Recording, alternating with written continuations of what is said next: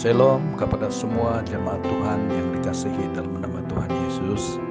Mari kita berdoa bersama-sama untuk pembukaan kebaktian keluarga kita pada pagi hari ini. Saya akan pimpin dalam doa yang kedengaran. Bapa di surga, Bapa yang kami kenal dan kami sembah dalam nama Tuhan Yesus, Bapa yang telah mencipta langit, bumi, serta segala isinya, yang juga Bapa yang telah mencipta manusia menurut gambar dan rupa Allah sendiri. Terima kasih Bapa di surga, pada pagi hari ini kami datang kepadamu. Dan sebelum acara ini diteruskan, kami berdoa dalam nama Yesus, menjemput kuasa Roh Kudus Tuhan supaya bersama-sama dengan seluruh keluarga berbakti di rumah masing-masing. Kami mohon penyertaan Roh Kudus Tuhan, supaya Tuhan sekali lagi berbicara dari hati ke hati. Tuhan akan membuka pintu hati kami untuk kami terus mau menyembah, memuji Tuhan, berdoa dan mendengar firman Tuhan. Kalau ada di antara kami yang sakit dalam nama Yesus, kami mau berdoa supaya orang itu disembuhkan. Kalau ada orang yang susah hati, dalam nama Yesus kami mau berdoa supaya Tuhan beri penghiburan. Dan kalau ada di antara kami yang kekurangan, kami berdoa supaya Tuhan akan terus memberi kecukupan keperluan kami semua.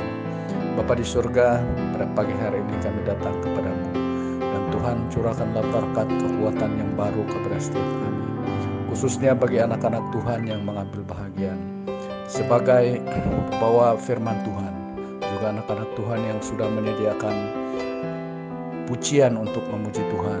Dan Tuhan tolong supaya semua ini dipakai Tuhan sebagai saluran berkat Tuhan untuk kami semua. Dan Tuhan tolong supaya kebaktian ini akan menghasilkan suatu kebangunan rohani bagi setiap keluarga kami. Setiap pribadi akan merasakan sesuatu yang baru yang dikerjakan oleh Roh Kudus Tuhan. Terima kasih Bapa di surga, ini doa kami. Kami buka kebaktian kami hanya di dalam nama Yesus, Tuhan dan Juru Selamat penebus kami. Amin.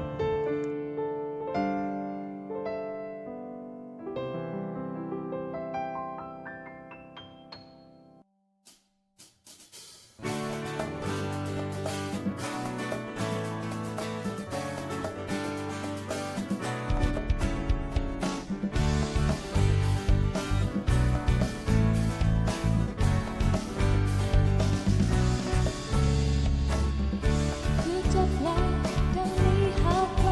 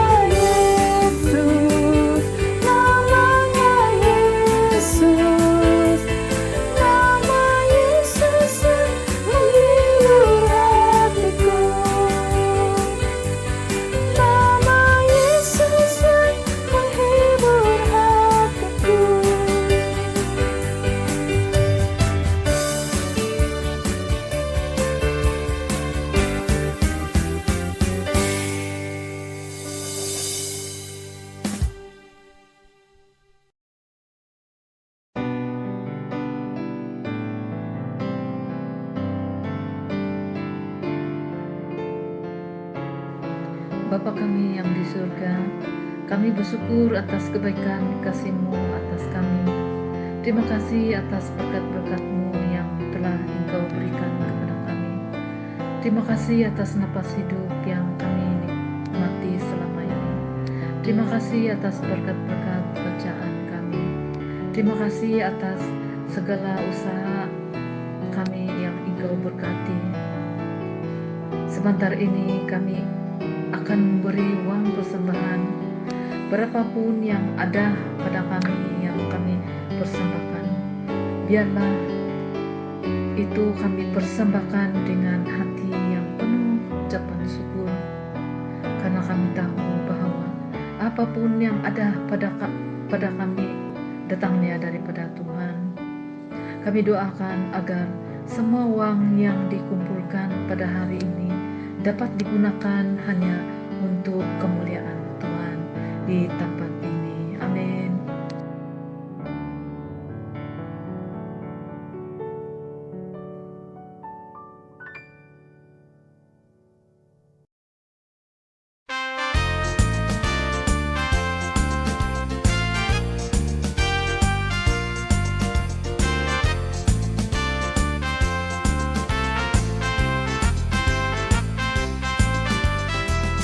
Tiada berkesudahan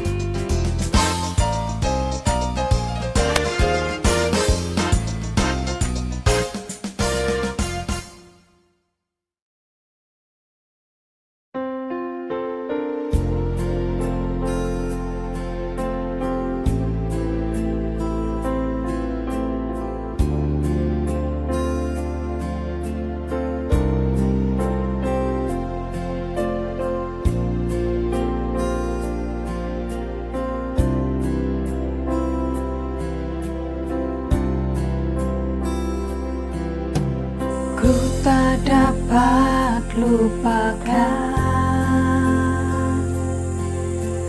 kebaikan yang ku terima, pengorbananmu yang mulia jadikan ku berharga. Kau tulus menerima aku apa adanya, kekuatan kasih-Mu nyata memulihkan hidupku. Kau bukan Tuhan yang melihat rupa, Kau bukan Tuhan yang memandang harta. Hati hamba yang selalu Kau cari, biar Kau temukan di dalamku. Selama ku hidup, ku mau menyembah-Mu, sebab Engkau sangat berarti bagiku. Yang terbaik yang ada padaku, ku persembahkan kepadamu, Yesusku.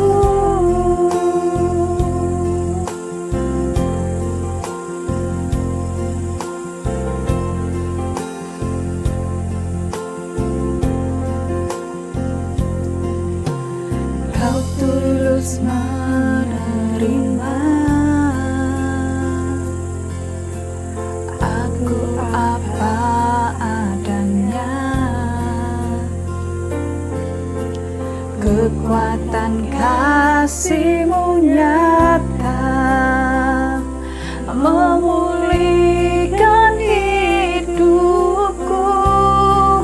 Kau bukan Tuhan yang melihat rupa, Kau bukan Tuhan yang memandang harta. Hati hamba yang selalu Kau cari, biar Kau temukan di dalamku. Selama ku hidup, ku mau menyembah-Mu, sebab Engkau sangat berarti bagiku. Yang terbaik yang ada padaku, ku persembahkan kepadamu, Yesusku.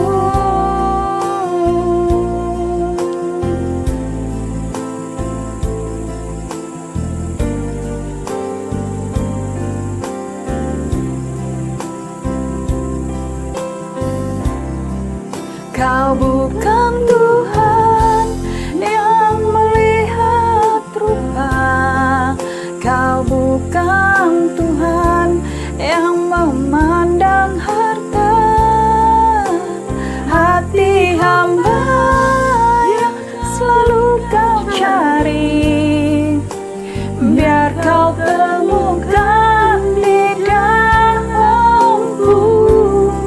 Selama ku hidup, ku mau menyembah-Mu, sebab Engkau sangat berarti bagiku. Yang terbaik yang ada padaku, ku persembahkan kepadamu, Yesusku.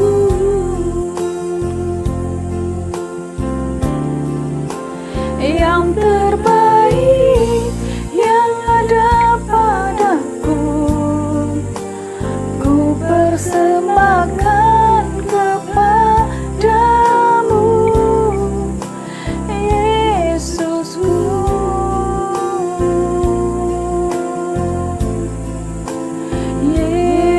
Yesusku,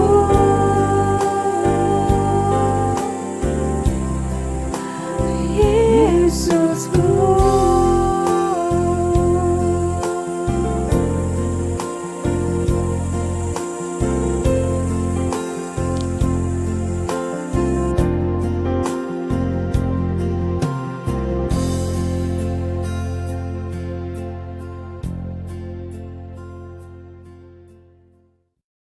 Selamat pagi jemaat yang dikasihi Tuhan, Shalom. Hari ini saya akan menyampaikan firman dengan judul Takut akan Tuhan. Ulangan 10 ayat 11 sampai 13 akan saya bacakan demikian bunyinya. Ulangan 10 ayat 11 sampai ayat yang ke-13. Lalu berfirmanlah Tuhan kepadaku, bersiaplah, pergilah, berjalan di depan bangsa itu, supaya mereka memasuki dan menduduki negeri yang kujanjikan dengan sumpah kepada nenek moyang mereka untuk memberikannya kepada mereka. Maka sekarang, hai orang Israel, apakah yang dimintakan daripadamu oleh Tuhan Allahmu, selain dari takut akan Tuhan Allahmu, hidup menurut segala jalan yang ditunjukkannya, mengasihi Dia, beribadah kepada Tuhan Allahmu dengan segenap hatimu dan dengan segenap jiwamu. Berpegang pada perintah dan ketetapan Tuhan yang kusampaikan kepadamu pada hari ini, supaya baik keadaanmu. Amin. Kita baru saja meninggalkan tahun 2020 yang penuh dengan tantangan karena pandemi COVID-19 merebak ke seluruh dunia. Dan sampai hari ini ada sekitar 2 juta orang di seluruh dunia yang telah meninggal dunia. Saudara-saudara, memasuki tahun 2021 tentu kita memiliki pengharapan akan kehidupan yang lebih baik. Tapi baru saja hari-hari pertama kita mendengar pesawat Sriwijaya Air jatuh, kita mendengar banjir di Kalimantan Selatan, longsor di Sumedang, banjir lagi di Manado, di Puncak, kemudian gempa bumi yang dahsyat di Sulawesi Barat, dan banyak tempat-tempat lain mengalami bencana. Sehingga dalam situasi semacam ini ada banyak orang menjadi pesimis. Apakah kita akan bisa memasuki sebuah kehidupan yang baik? Saudara, ketika orang Israel ada di padang gurun, sebelum mereka memasuki tanah perjanjian, mereka juga menghadapi banyak tantangan. Padang gurun yang luas membentang, musuh-musuh yang siap menerkam. Tetapi Tuhan berjanji dan berkata kepada Musa abdi Allah, bersiaplah sekarang, jalanilah negeri ini, masuki dan duduki tanah perjanjian itu. Artinya masalah boleh datang, tapi maju terus, jangan mundur, jangan lihat ke belakang ke Mesir. Masuki dan duduki. Artinya walaupun masalah banyak, bukan masalah yang menduduki yang menguasai kita, tapi kita yang harus menguasai masalah. Karena kita diciptakan seperti gambar Allah dengan kuasa yang luar biasa. Amin saudara. Dan Tuhan menjanjikan kalau kita maju terus, pantang mundur, percaya penyertaan Tuhan. Alkitab tadi berkata, supaya baik keadaanmu. Supaya berkat Tuhan rohani dan jasmani tetap kita terima di tengah segala tantangan. Tapi ada satu syarat yang Tuhan minta dan Dia katakan di dalam firman-Nya. Hai umat, apakah yang dimintakan oleh Tuhan kepadamu selain dari takut akan Tuhan Allah? Rupanya ini kunci kemenangan. Bukan besarnya masalah yang akan bisa menghancurkan kita. Tapi apakah kita punya sikap takut akan Tuhan atau tidak? Sebab orang yang takut akan Tuhan akan mewujudkan di dalam beberapa ciri yang Alkitab tadi katakan. Dia akan hidup menurut jalan yang ditunjukkan Tuhan. Dia akan mengasihi Tuhan. Dia akan beribadah kepada Tuhan dengan segenap hati, jiwanya. Dan dia berpegang pada perintah dan ketetapan Tuhan. Ada banyak manusia selalu mencari cara, metode bagaimana supaya hidup berhasil. Tapi saya yakin saudara-saudara, sikap hati kita itu jauh lebih penting dari metode apapun. Kalau kita punya sikap hati yang benar, Tuhan bilang, baik keadaanmu. Aku akan memberkati engkau dengan tanah perjanjian. Sikapnya apa? Sikap takut akan Tuhan. Tahukah saudara, orang yang tidak punya sikap takut akan Tuhan akan mengalami bencana dalam hidupnya. Saya membaca kisah ada seorang yang bernama Thomas Andrew. Dia adalah orang yang merancangkan kapal Titanic. Dan waktu kapal itu mau berangkat, dia berkata, bahkan Tuhan tidak mungkin bisa menenggelamkan kapal ini. Karena ini kapal tercanggih di zamannya. Tapi ternyata dalam pelayaran perdana, saudara, kapal Titanic menabrak batu es di lautan dan akhirnya tenggelam. 1.500 lebih orang mati. Karena apa? Orang yang sombong, sesumbar, dia menentang Tuhan. John Lennon dari The Beatles juga pernah bilang, Yesus memang populer, tapi kami lebih terkenal dari Yesus. Gak lama dia mati ditembak oleh salah satu orang penggemarnya. Dan nama The Beatles lama-lama makin dilupakan orang. Tapi nama Yesus tetap abadi sampai selama-lamanya. Berikan tepuk tangan untuk Tuhan kita. Saudara-saudara, jadi betapa pentingnya sikap takut akan Tuhan. Pada akhir zaman ini ada banyak orang beragama, bahkan beribadah, tapi kehilangan takut akan Tuhan. Karena 2 Timotius 3 ayat 5 mengingatkan kita, di akhir zaman akan ada orang yang secara lahiriah melakukan ibadah, tapi pada hakikatnya mereka memungkiri kekuatan ibadah itu. Jauhilah mereka, kata firman Tuhan. Ada orang nyolong ayam, ditahan masuk ke tahanan, tapi kepala tahanan lihat kok dia rajin sembayang. Lalu dia tanya, kamu nyolong ayam tapi kenapa rajin sembayang?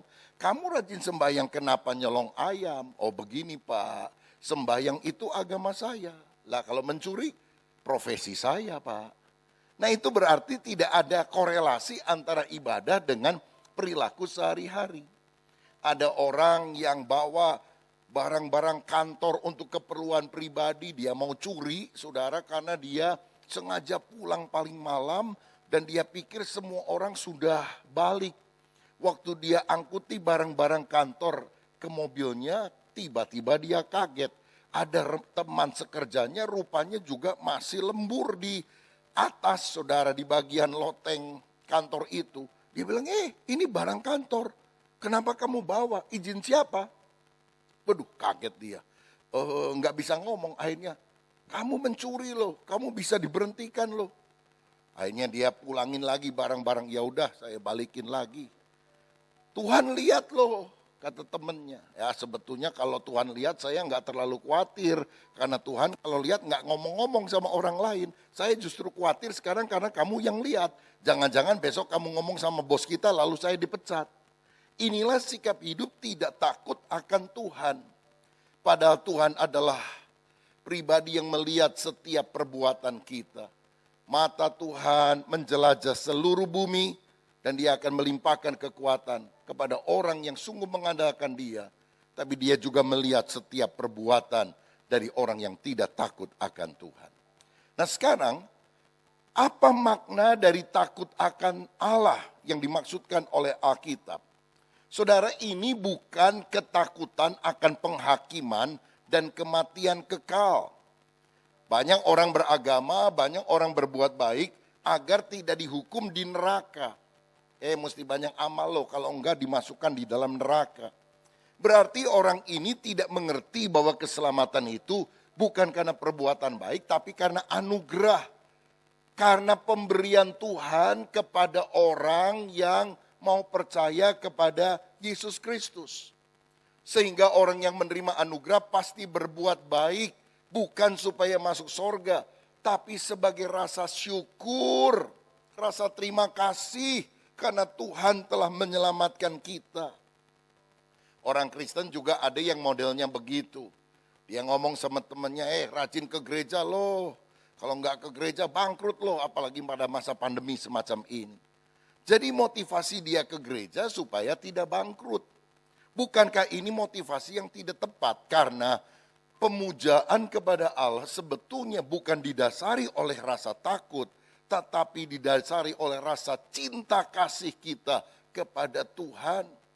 Orang kalau lagi pacaran pengen tiap hari kalau bisa selalu mengunjungi rumah pacarnya tersebut. Tapi kalau cinta udah hilang, males lewat depan rumahnya juga, saudara.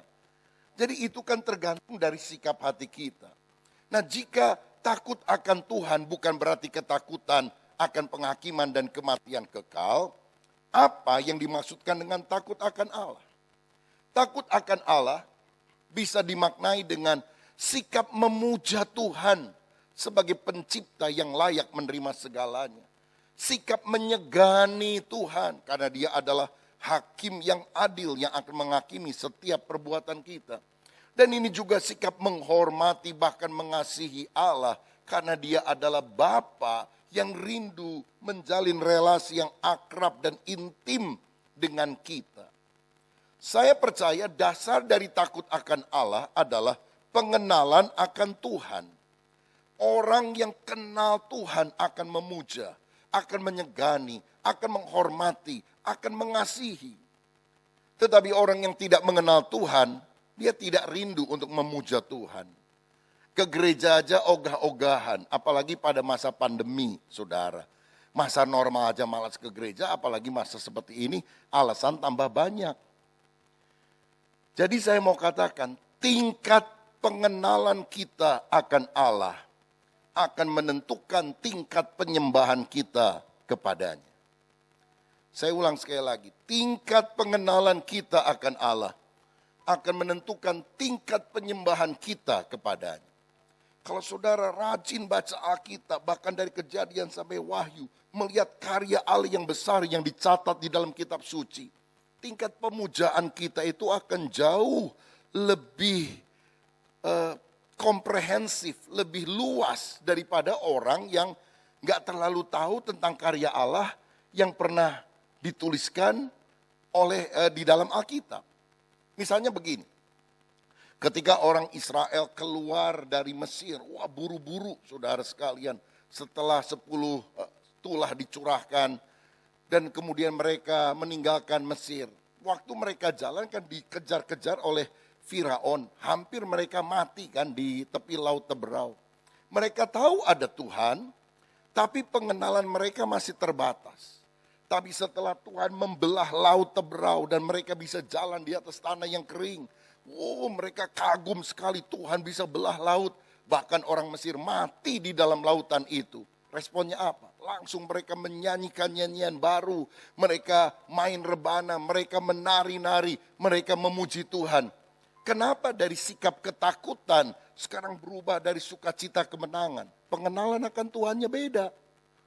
Karena setelah lihat laut Teberau, waduh mereka tahu Tuhan itu jauh lebih besar dari setiap pergumulan yang kita alami. Bahkan mujizat yang tidak masuk akal, Tuhan akan kerjakan.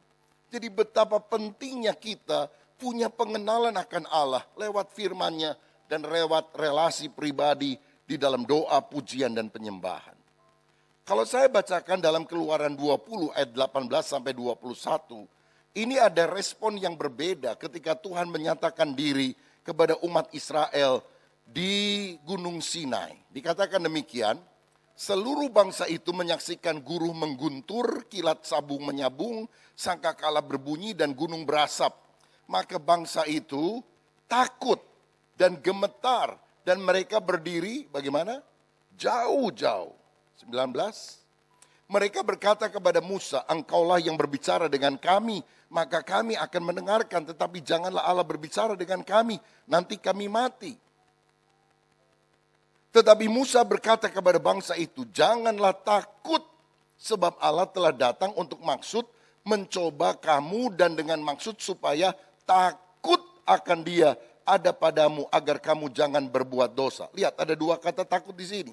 Jangan takut sebab Allah datang dengan maksud supaya takut akan Dia ada padamu. Yang pertama, jangan ketakutan sehingga menjauhi Tuhan, tapi miliki sikap takut akan Allah sehingga engkau hidup dekat dan intim dengan Dia. Ayat 21. Adapun bangsa itu berdiri jauh-jauh, tetapi Musa pergi mendekati embun yang kelam di mana Allah ada. Orang yang ketakutan akan berdiri jauh-jauh. Orang yang takut akan Allah seperti Musa, artinya menyegani, menghormati, mencintai, mengasihi, memuja Allah, akan mendekat ke tempat hadirat Allah itu ada. Betapa kita harus memiliki sikap takut yang benar akan Allah seperti Musa. Kalau saudara takut sama singa, kita akan menjauhinya. Tapi kalau kita takut akan Allah, justru kita akan mendekat dan melekat kepada Dia. Nah, kenapa kita harus takut akan Allah dan hidup dekat dengan Dia?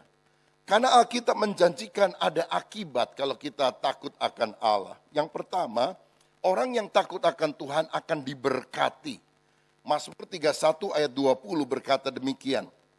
Alangkah limpahnya kebaikanmu yang telah kau simpan bagi orang yang takut akan engkau, yang telah kau lakukan bagi orang yang berlindung padamu di hadapan manusia.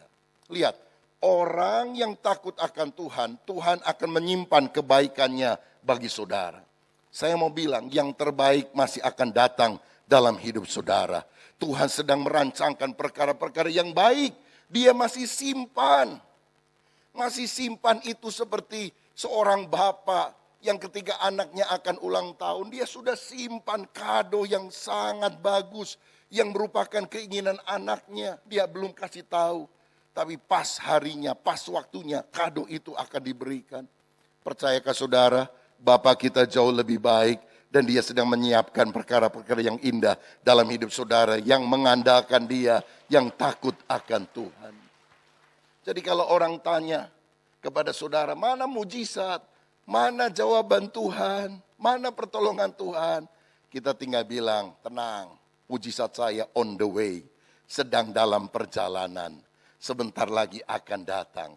Belum melihat sekarang, tapi aku yakin Bapa menyimpan kebaikan untuk diriku yang percaya kepadanya. Saudara-saudara, lalu kemudian di dalam Amsal 22 ayat 4 dikatakan demikian. Ganjaran kerendahan hati dan takut akan Tuhan adalah kekayaan, kehormatan, dan kehidupan. Orang yang takut akan Tuhan, Tuhan bilang ada kekayaan, ada kehormatan, ada kehidupan. Bahkan dalam masa sulit, tetap janji firman tidak akan berubah. Ada saja jalan keluar yang Tuhan akan berikan kepada kita. Dan ini akan kita nikmati bukan hanya pada generasi kita, tapi sampai anak cucu kita. Saudara berdoa supaya bukan hanya kita yang diberkati, tapi kalau Tuhan mengizinkan kita punya keturunan, itu keturunan ilahi yang sungguh-sungguh mengalami berkat Tuhan dan menjadi berkat bagi banyak orang. Mazmur 112 ayat 1 dan 2 dikatakan demikian. Haleluya, berbahagialah orang yang takut akan Tuhan, yang sangat suka kepada segala perintahnya. Anak cucunya akan perkasa di bumi, angkatan orang benar akan diberkati. Orang yang takut akan Tuhan sampai generasi kedua, ketiga, keempat, dan seterusnya akan diberkati oleh Tuhan.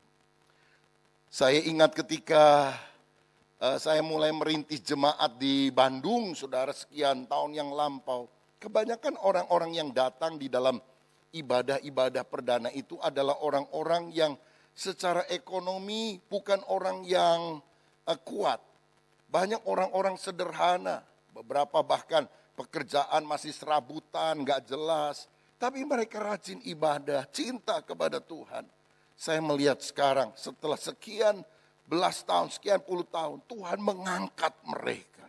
Dari kehidupan yang hancur-hancuran, dari keluarga yang berantakan, mereka sungguh-sungguh melihat mujizat Allah terjadi. Jadi kadang saya suka diminta untuk mendoakan, kadang rumah barunya, kadang ada pabrik barunya, ada pekerjaan yang baru, sampai saya bingung. Berapa hari yang lalu pun saya diminta untuk Doa rumah baru gede, saudara, berapa lantai. Saya bilang hebat ya, ini lagi pandemi bisa bikin rumah sebagus ini, segede ini. Dia bilang anugerah Tuhan, Pak. Saya baru 2 hari lalu kontak seorang yang karena pandemi terutama sudah lama nggak ketemu, saudara sekalian. Saya tanya gimana kabarnya, karena dulu dia sakit. Sehat, Pak, gimana? Masih bisa kerja enggak? Karena sakitnya cukup lama. Oh enggak, Pak, saya udah usaha sendiri dan luar biasa, Pak. Saya usaha 1 tahun terakhir, jauh lebih diberkati daripada waktu saya dulu kerja. Lalu saya tanya, di tengah pandemi ini? Ya, justru di tengah pandemi ini saya jauh lebih diberkati oleh Tuhan. Kuncinya apa? Takut akan Tuhan. Pemilik sorga, pemilik bumi kan Tuhan. Jadi kalau Tuhan lihat sikap hati kita, apa yang gak masuk akal, itu Tuhan akan siapkan.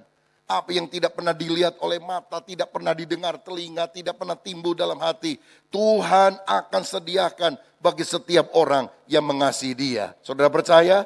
Itulah Tuhan yang mengasihi kita, yang berjanji kepada kita. Yang kedua, orang yang takut akan Tuhan, artinya cinta Tuhan, menghormati Tuhan, mengasihi Tuhan, akan diberi petunjuk supaya kita tidak salah langkah.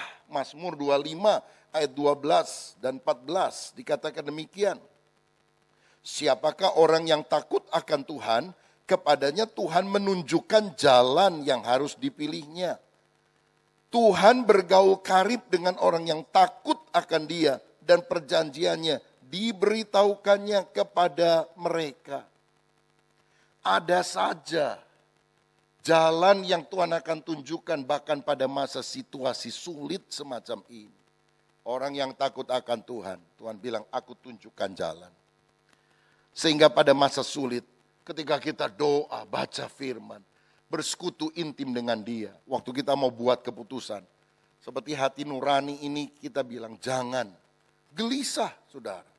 Gelisah, gak ada damai sejahtera. Atau Tuhan menutup jalan bagi kita. Aduh, kita bisa kecewa. Kenapa ya? Tapi kita tetap percaya rencana Tuhan terbaik. Waktu Tuhan adalah waktu yang terbaik. Lalu Tuhan buka jalan yang lain. Dan kita bilang, oh, aku ngerti sekarang. Saya itu berapa bulan lalu kecewa, saudara. Karena di gereja Bandung itu ada tanah yang di bagian samping agak belakang itu mau dijual. Dan saya pikir, waduh, kalau persis di sebelah gereja itu mestinya kita ambil. Karena untuk perluasan, untuk sekolah minggu dan hal-hal yang lain. Karena nanti kalau kita punya duit banyak pun, situasi lagi normal, kalau nggak ada orang jual tanah kan susah juga kita. Jadi saya coba lewat pengurus tawar-tawar, saudara. Harganya hampir turun itu ya, dari 12 miliar ke 10 miliar ke 8 miliar, terus 8M. Turun sedikit, saya juga bergumul, aduh dalam situasi gini gimana. Dan saya pikir, saya cuma ngomong kepada beberapa pengurus inti karena saya bilang rasanya kurang pas juga dalam situasi ini. Ini sudah kira-kira 4-5 bulan lalu lah. Saya bicara, jadi nanti kita akan coba handle dengan bagaimana caranya untuk hal tersebut. Ternyata saudara, nggak tahu gimana, udah kebeli orang lain. Selisihnya juga ya nggak terlalu jauh lah. Aduh, saya agak kecewa. Saya pikir gimana di sini yang menghubungkan dengan pihak itu kok nggak aktif gitu loh, nggak agresif sampai bisa lepas. Pada udah ketemu janji ngomong beberapa kali, udah 3-4 kali saudara yang terakhir. Aduh, kecewa lah, udah. Tetapi kira-kira sebulan kemudian saya dikasih tahu oleh seorang, Pak, itu tanah yang persis di samping gereja, bagian paling depan itu loh. Kalau mau masuk kan ada rumah bertingkat, itu mau dijual. Saya bilang, Pak, kita udah 3 kali tawar tuh dari zaman dulu. Ya, udah mau jadi dinaikin, mau jadi dinaikin. Yang terakhir kita udah janjian jam 2 siang mau ke notaris. Jam 9 dibatalin. Aduh, males lah kalau itu. Dia bilang, Bapak percaya saya enggak? Saya yang maju, saya akan urus. Kalau sudah final nanti saya ngomong. Ya udah, tolonglah. Ini bukan gereja kita loh saudara sekalian. Dan dia melakukan hal tersebut. Akhirnya besok kita akan tanda tangan di notaris dan pembayaran akan dilakukan. Kalau soal DP, soal hal yang lain semuanya sudah diurus. Nah jadi saya mulai mikir gini, oh sekarang saya tahu kenapa Tuhan kok membatalkan atau menghalangi sepertinya. Atau sepertinya kita kurang cepat mengambil tanah belakang itu. Karena Tuhan mau sediakan tanah yang lebih baik. Tanah yang di depan, tanah yang persis di sampingnya gereja. Dan itu nembus saudara sekalian. Memang tembok sama temboknya nempel.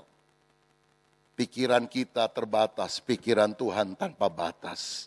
Ada perkara-perkara yang Tuhan bilang no, karena dia akan sediakan yang lebih baik bagi kita.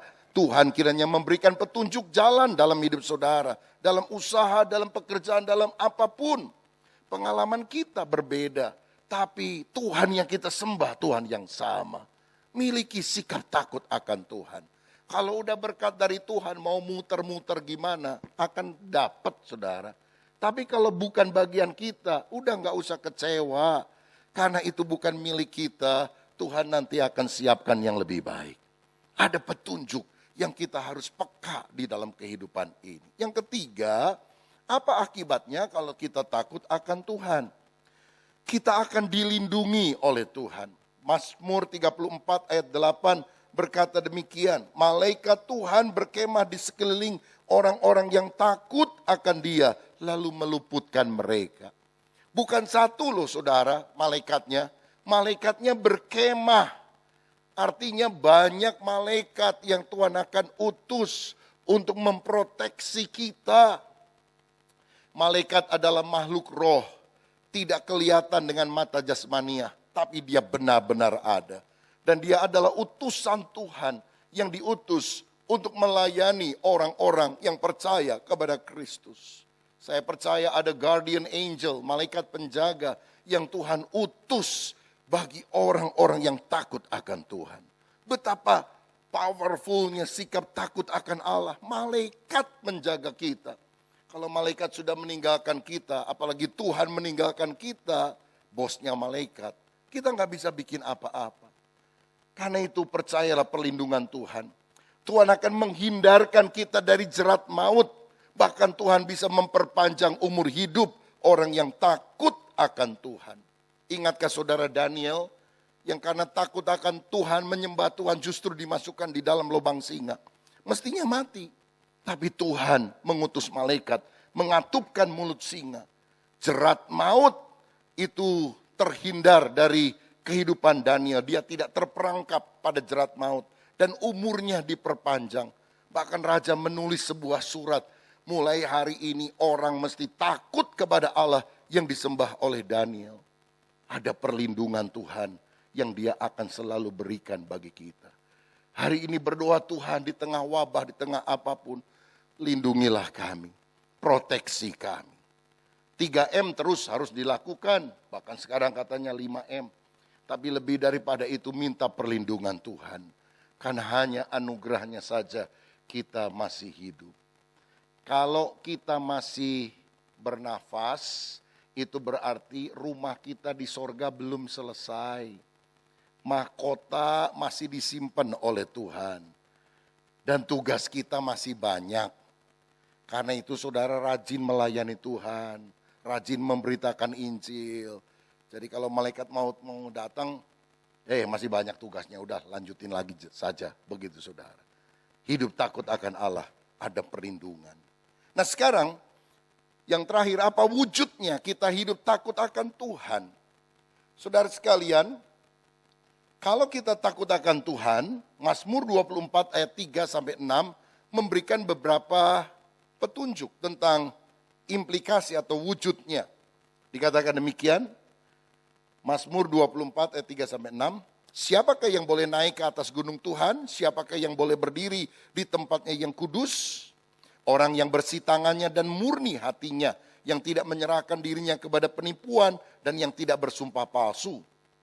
Dialah yang akan menerima berkat dari Tuhan dan keadilan dari Allah yang menyelamatkan dia.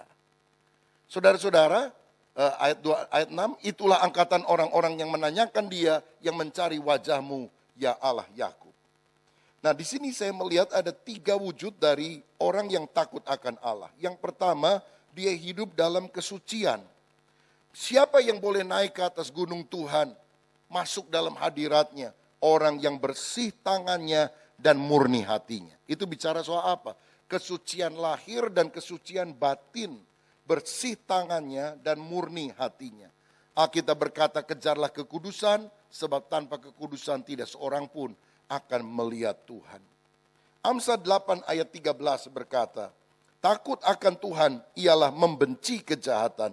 Aku benci kepada kesombongan, kecongkakan, tingkah laku yang jahat, dan mulut yang penuh dengan tipu muslihat. Ini implikasi pertama kalau kita hidup takut akan Allah. Kita akan hidup dalam kesucian.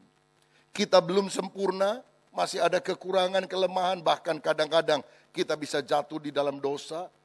Tapi setiap hari mintalah dibasuh oleh darah Yesus. Dan kalau kita sungguh-sungguh mengaku dosa dan bertobat, darahnya akan menyucikan kita. Dan bukan hanya darah Yesus yang menyucikan, mintalah Roh Kudus memberikan kuasa kepada kita untuk bisa menaklukkan keinginan daging. Orang yang hidup dipimpin oleh Roh akan menang atas segala keinginan daging.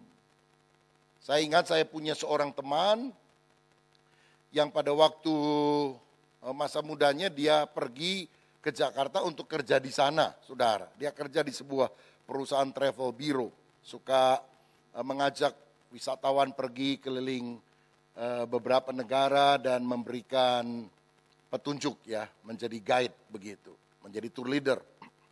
Nah, satu kali bosnya, pimpinannya ikut. Nah, dia pergi ke Bangkok. Setelah selesai acara hari itu, semua udah masuk kamar, bosnya kontak dia, yuk anterin saya. Ya karena bosnya, dia ikut saudara-saudara. Dia diajak ke sebuah tempat di Bangkok yang banyak akuariumnya. Cuma isinya bukan ikan. Wanita cantik, rambut pendek, panjang dan sebagainya. Lalu bosnya dengan tenang bilang, pilih salah satu, nanti saya yang traktir, saya yang bayarin. Teman saya bilang, aduh jangan bos, saya nggak pernah yang gini-gini. Dia belum kawin waktu itu saudara. Bosnya bilang, udahlah nggak apa-apa, jauh dari Jakarta nggak ada yang tahu. Kamu juga mesti punya pengalaman, kan kamu belum kawin kan. Saudara-saudara dia cerita sama saya, aduh darah muda saya ini mulai bergejolak. Tapi waktu saya lagi ngalami godaan, saya bisa ingat cerita sekolah minggu, saudara-saudara. Cerita sekolah minggu Yusuf digoda sama Tante Potifar. Ini cerita sekolah minggunya di GBI Tasik, saudara sekalian. Lagi kecil saya ingat tuh. Digoda sama istri Potifar itu Yusuf. Dia lari keluar. Lah saya digoda, masa saya lari ke dalam? Atau lari di tempat? Jangan ragu-ragu. Kan jatuh saya. Lalu dia bilang, aduh bos, saya nggak mau deh. Bosnya bilang, kamu melawan saya ya. Awas ya, kalau kamu nggak mau, nanti ke Jakarta saya pecat kamu. Waduh dia bingung, cari kerjaan juga nggak gampang. Tapi akhirnya dia bilang, saya nggak mau dipecat bos, tapi kalau harus dipecat ya terserah. Pokoknya saya nggak akan mau memilih siapapun di antara mereka. Bosnya diem. Lalu kemudian nggak lama dia tepuk-tepuk pundak teman saya, dia bilang, hebat kamu. Saya itu sebetulnya juga nggak suka yang begini-begini. Cuma saya mau ngetes. Sebab orang kalau udah minum mabok, udah judi, main cewek, wah kacau lah kerjaannya. Bagus kamu, hebat. Saudara-saudara, waktu pulang ke Jakarta bukannya dipecat, malah naik jabatan. Malah diberkati Tuhan luar biasa. Saya percaya orang yang hidup menjaga kekudusan akan diangkat oleh Tuhan. Siapa yang percaya? Berikan tepuk tangan untuk Tuhan. Yang kedua, orang yang takut akan Allah akan hidup dalam kejujuran. Amsal 14 ayat 2 berkata demikian. Alkitab tadi berkata, dia tidak hidup menipu dan bersumpah palsu. Ini adalah kejujuran atau integritas. Amsal 14 ayat 2, siapa berjalan dengan jujur takut akan Tuhan, tetapi orang yang sesat jalannya menghina dia. Jadi kalau kita hidup takut akan Tuhan, maka kita akan jujur. Dia adalah orang yang tidak menipu dan tidak bersumpah palsu, kata Mazmur tadi. Orang yang hidup takut akan Tuhan akan menjauhi kebohongan. Dia akan hidup punya integritas, punya kejujuran. Dan orang yang jujur justru akan diberkati oleh Tuhan secara luar biasa. Hari-hari ini kita berada pada masa post-truth. Masa post-truth adalah masa di mana orang menganggap sesuatu itu benar bukan karena data dan fakta yang objektif.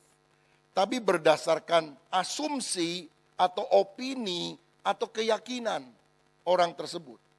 Pokoknya saya mah nggak peduli orang ngomong apa, saya mah yakinnya begitu. Dia tidak mau diyakinkan oleh data dan fakta. Saudara-saudara misalnya Donald Trump sama Joe Biden yang baru dilantik. Itu kan saudara setelah diumumkan juga bahwa pemenangnya Joe Biden, penganutnya Donald Trump nggak percaya. Donald Trumpnya sendiri juga nggak percaya. Dan dia bilang dicurangi, wah terjadi kerusuhan malah.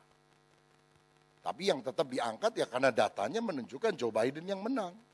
Kenapa kok ada orang yang tetap ngotot? Jawabannya karena bukan data dan fakta yang penting sekarang. Banyak orang pokoknya asumsi saya, pendapat saya, pikiran saya itu yang paling benar. Sehingga gampang sekali orang sekarang bilang gini, saudara saya tadi malam ngimpi Tuhan datang, jangan divaksin. Ada roh antikris di dalamnya. Jadi kalau mau sehat, doakan air putih. Nanti berubah jadi darah Yesus. Minum air putih. Saya mau bilang, Yesus hanya mati sekali. Dia tidak berdarah-darah lagi. Setelah kematiannya di atas kayu salib. Saya tidak percaya bahkan waktu perjamuan kudus, anggur itu berubah jadi darah, roti itu berubah jadi tubuh. Maksudnya begini, yang kita makan roti biasa, yang kita minum anggur biasa. Tapi secara rohani, kita percaya ada persekutuan dengan darah dan tubuh Yesus. Bukan secara jasmani. Karena ada orang yang percaya bahwa yang dimakan itu berubah. Setelah didoakan hamba Tuhan, rotinya berubah jadi daging Yesus, anggurnya berubah jadi benar-benar darah Yesus. Berarti setiap kali perjamuan kudus, setiap kali misa, maka Yesus harus berdarah-darah. Dan Alkitab berkata Yesus hanya mati satu kali. Nah, kenapa orang banyak mengklaim ini saya dengar dari Tuhan dan sebagainya? Karena apa? Asumsi dan opini pribadi, bahkan yang berbeda dengan data kitab suci, itu yang diumbar. Nah karenanya mengapa sekarang banyak fake news, kabar-kabar bohong, banyak hoax dan sebagainya. Karenanya kalau kita terima data apapun di WA kita, selalu saring sebelum sharing. Karena bahaya sekali, bahkan ada pseudoscience, ilmu yang gadungan saudara. Dibikinlah animasi, data-data, oh ini benar dan sebagainya. Padahal ternyata datanya tidak valid. Dan kita memang kadang-kadang agak sulit membedakan ini benar atau tidak ya. Kita kadang-kadang bisa terkecoh juga.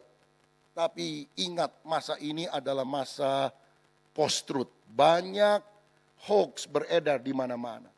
Tapi saya percaya orang yang takut akan Allah akan berkata jujur.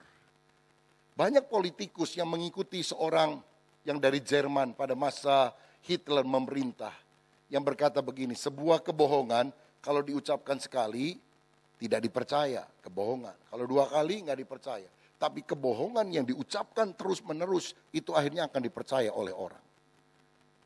Kan ribut beberapa minggu yang lalu katanya di vaksin itu sudah ada microchip yang kemudian orang yang divaksin akan dipantau. Nanti nomor mobilnya akan tahu, kemana orangnya akan tahu. Karena yang ngomongnya adalah Erick Thohir yang adalah menteri juga pada acara Mata Najwa. Tapi kemudian kan dijelaskan, dia bilang, loh yang dikasih barcode itu bukan vaksinnya. Itu kan cairan. Yang di barcode itu kan botolnya. Lalu kemudian dusnya. Sehingga dus dan botolnya itu kalau dibawa ke seluruh Indonesia bisa terpantau. Ini benar-benar bisa sampai ke tempat tujuan atau tidak. Banyak orang yang terkecoh oleh karena hoax yang mulai beredar. Saya percaya ini waktunya kita orang-orang beriman berkata jujur. Alkitab bilang, orang yang takut akan Tuhan adalah orang yang berpegang pada janji walaupun rugi. Dan kalau kita dalam usaha, pekerjaan dan sebagainya hidup jujur, itu adalah wujud takut akan Tuhan, hidup yang menyenangkan Tuhan. Ayat yang ketiga, yang terakhir, apa wujud takut akan Tuhan? Keintiman. Saudara-saudara, dikatakan oleh firman Tuhan tadi, itulah angkatan yang mencari wajah Tuhan. Ini bicara soal keintiman, mencari wajah Tuhan. Tuhan mau kita hidup di dalam doa, pujian, penyembahan, pengagungan akan Dia. Daud pernah ditanya, Daud pernah berkata dalam Mazmur 27 ayat 4, satu hal telah kuminta kepada Tuhan, itulah yang kuingini. Apa yang dia ingini? Diam di rumah Tuhan seumur hidupku, menyaksikan kemurahan Tuhan dan menikmati bait-Nya. Salomo anaknya minta hikmat, Daud bapaknya minta izinkan aku diam di rumah Tuhan, menikmati bait-Nya. Ingat loh saudara, dalam zaman Daud bait Allah belum didirikan. Karena yang mendirikan bait Allah adalah Salomo anaknya. Kenapa Daud bilang, izinkan aku selalu berada di bait Tuhan. Itu bicara bukan soal bangunannya, gedungnya. Ini bicara soal hadirat Tuhan. Masuk dalam hadirat Tuhan. Your presence is heaven to me. Itu sebabnya dimanapun kita berada, sadarlah Tuhan hadir. Sembahlah Dia, muliakan Dia. Ada keintiman dengan Tuhan. Saya teringat ada seorang yang bernama Fransiskus dari Assisi. Dia pernah tinggal di sebuah biara, saudara. Dan banyak ritual yang dia harus lakukan dari pagi hingga petang. Tapi teman-temannya merasa heran. Karena setelah ritual doa, baca kitab suci, ibadah, kerja, membersihkan lingkungan dan sebagainya.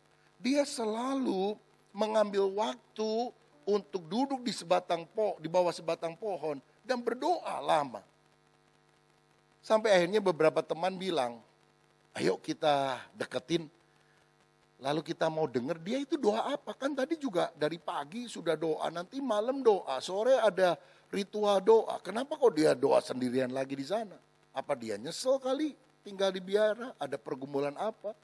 Jadi satu kali ketika Fransiskus sedang berdoa, teman-temannya beberapa orang mengendap-endap dari belakang ingin mendengar apa sih yang dia doakan. Karena Fransiskus kalau doa suka bicara saudara, enggak di dalam hati, cuma suka diungkapkan dengan kata-kata. Dan ketika mereka mendengar, mereka kaget. Karena kata yang muncul dari mulut Fransiskus hanya satu. Yesus. Dia hanya bilang Yesus. Dia diam beberapa menit. Yesus. Dia diam mungkin 5 menit. Dia hanya bilang Yesus. Tapi sejak itu teman-temannya gak berani ngintip-ngintip mendekat lagi saudara ketika dia doa. Salah satu bilang. Dia hanya ngomong satu kata, Yesus. Tapi waktu dia ngomong gitu, kami rasa dia kenal betul siapa yang dia panggil. Karena hadirat Tuhan itu begitu kuat di sekitar tempat itu. Dan kami rasa memang Yesus hadir di tempat itu. Saya percaya doa tidak perlu bagus kata-katanya. Yang penting adalah tulus. Maukah kita di rumah kita masing-masing, dimanapun kita berada, apapun yang kita kerjakan, menggunakan mulut dan hati kita untuk menyembah Yesus. Yesus, karena Dia adalah segala-galanya. Saudaraku, hiduplah takut akan Tuhan, supaya kuasa kemuliaan Tuhan turun atas kita. Tuhan Yesus memberkati kita. Mari kita berdiri.